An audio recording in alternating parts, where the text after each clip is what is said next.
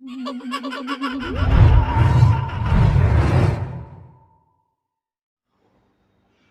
evening, gentlemen.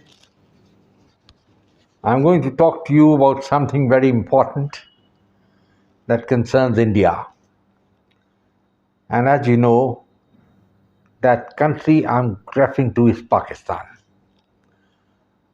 A lot of developments have taken place in Pakistan, and people are getting bewildered. Now, the news, as far as I'm concerned, is known to everybody. I don't have to relate the news here. Imran Khan, the ex-Prime Minister of Pakistan, while going to the High Court to listen to a charge of corruption, was arrested by the Pakistan Rangers, browbeaten, and somebody even put a pepper spray in his eyes to take him away. And the video shows that he is being dragged around like a common criminal and sent across to the jail. Now, that's not the way to treat a former Prime Minister of Pakistan, but in Pakistan, everything happens like that. After all, you should not forget that Zulfikar Ali Bhutto was strung to death by the army on a false charge of murder, and so many other leaders of Pakistan, prime ministers, have been dealt with in manners which are totally unnatural. You remember 1951, Liaquat Ali, one of the founding fathers of Pakistan, was shot dead, and then Benazir Bhutto was blown to smithereens. Nawaz Sharif has to run away, given 10 years imprisonment. And then came Imran Khan. At that time, he was being talked of as the selected prime minister because he was made the prime minister with the support of the army. But then he's a bit of a megalomaniac, and then he bit off more than he could chew. And the net result is that he was overthrown in a midnight vote. I think he lost by just about 2 or 3 votes.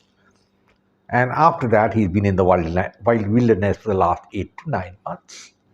Now, that's a very serious situation at the moment as Pakistan is concerned, because the man who has replaced him is Shahbaz Sharif, and he doesn't have the charisma nor the following of Imran Khan. Now, I will state here that Imran Khan is the most popular leader in Pakistan at the moment, and that is a thing you cannot overlook. Even now, as far as I understand, his supporters are out on the streets. There's been some stone pelting, and the army headquarters has been infiltrated. The GeoCNC, I think in Lahore area, his house has been overrun, and overall it's been a very tense situation. And Imran Khan has called the bluff of the army, and he has named one man, I'll not name him here, as the man from the ISI, a Major General, who is responsible for 2 assassination attempts on him. He says this particular man was also responsible for the murder of a Pak journalist who was pro-Imran. So these are the things which have really blown up, and the army is on the back foot.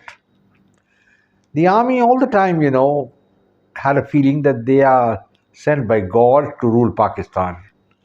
So they were indulging in corruption, there's no doubt about that. You can look at Bajwa, he became the army chief, and from zero he became Malomal, that he became a very rich man. So he's not the only man, all of them have done like that.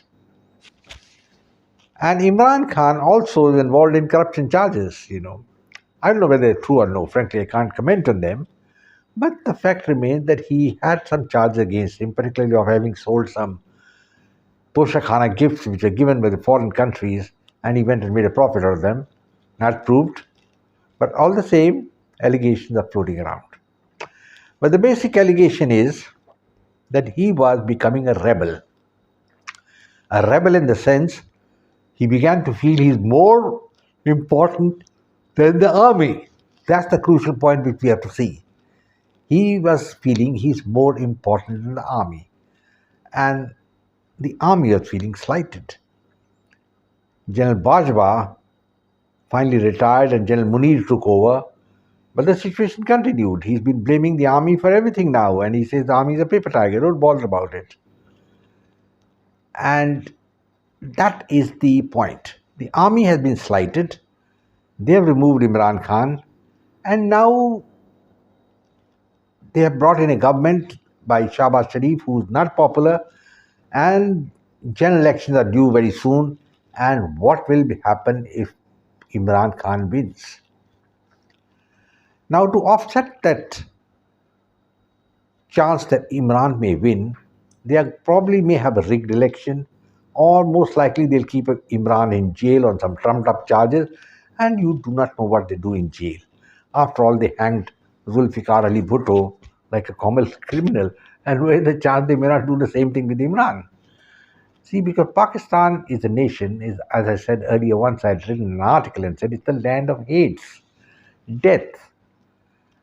Anybody who rules Pakistan dies an unnatural death or is removed or sent away to exile. Even Musharraf, who was a Pakistan chief, as a good man, I liked him, but he had to run away to Dubai, ultimately died there. He couldn't come back to Pakistan. Only his body came back. So there are so many wheels within wheels in Pakistan. And topping all this, the icing on the cake is the complete collapse of the Pakistan system, the economy. Nothing is available. Pakistan doesn't have the foreign reserve. China is trying to bolster it, and China is trying to play the good Samaritan with Pakistan. But in the heart of heart, I personally have a feeling the Pak leadership is pretty wary of China and they prefer America. But America is not playing ball. So we are now in a very precarious situation. What's going to happen next? Gentlemen, today I can tell you Pakistan is heading for civil war. Just mark my words, within 3 to 6 months from now, a civil war will erupt in Pakistan. And that is something which India must cater for. India should not feel too happy about the civil war because the spillover will be bad, and there is a possibility the Pakistan army might think of having a short war with India. And India should make it clear to Pakistan that there's nothing like a short war, it's only going to be a long war. And that will be the destruction of Pakistan. Even without fighting a war, I think the Pakistan army is going to be in serious problems now because they have to fight their own people. And Imran has tremendous support. So one method they could think of is try to get rid of Imran Khan. But that's very dangerous. Because the old saying, every day is not Sunday. You could get away with hanging Zulfikar Ali Bhutto, and the man who hanged him, that is General Zia, he himself was blown up in a plane crash. So he gained nothing practically. And now the same thing could happen here. And now we have to see what is going to happen next. To my way of thinking, both the parties, that the army, Shahbaz Sharif and Imran Khan, are now intractable foes. There can be no compromise and nobody can step back. And the net result, I can't see anything other than a civil war. A civil war which will be a great danger to the world because Pakistan is a nuclear powered state. And I sincerely hope that some of the nuclear weapons don't go into the hands of jihadis. And there's also another thing going on, an undercurrent, a chocolate inside the cake, and that is the Tehreek Taliban Pakistan. What are they looking forward? They're looking forward to a pristine Islamic state with the Sharia, the law in Pakistan, where the women are sent to the home, no colleges for them, no studies, no sports, stay at home, produce children. So, gentlemen, it's a very dangerous situation as far as Pakistan is concerned. And I am definitely worried about Pakistan. Because if Pakistan becomes destabilized, it will be opening a hornet's nest. And that is going to consume the world. Imran Khan, I wish him luck. I hope he doesn't meet the end like the other prime ministers of Pakistan. All my sympathies with him, the good man. Well, he's a megalomaniac, that's part of life. There's so many megalomaniacs floating around. And the Pakistan army is on the back foot. And the only way I think we can work out is if the army gives up all pretense of power and goes and sits in the barracks, which they're not going to do. And so the matchstick is going to be lit for a civil war. I close now, gentlemen, and I will say Jai Hind, glory to India. Do subscribe to my channel, share it with your friends, and come back for more. God bless. Bye bye. Take care.